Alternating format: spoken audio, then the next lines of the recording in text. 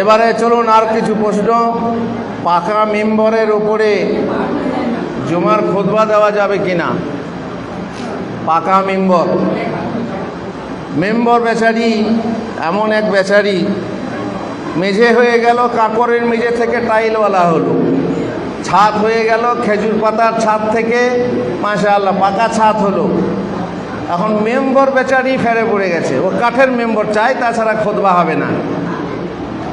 এইরকম কিছু আলেম যুক্তি দিয়ে মেম্বরটাকে কাঠের করে রাখতে চায়। বাকিগুলো করলে না কেন? বাকিগুলো কাপড় করে রাখো, ওই ছাদটাকেও তুমি খেজুর গাছের ছাদ করে রাখো। এটা নয় উদ্দেশ্য, এটা নয় উদ্দেশ্য। হচ্ছে উঁচু জায়গাতে উঠে খুতবা দেওয়া। অতএব যদি সিমেন্ট দিয়ে বানিয়ে নেওয়া হয়, টাইল দিয়ে মেম্বর বানিয়ে নেওয়া হয়, সেটা সুন্নতের খেলাফ হবে তা নয়। সুন্নত হচ্ছে উঁচু জায়গায় দাঁড়িয়ে খুতবা দেওয়া, এটা যেন মনে থাকে। আচ্ছা।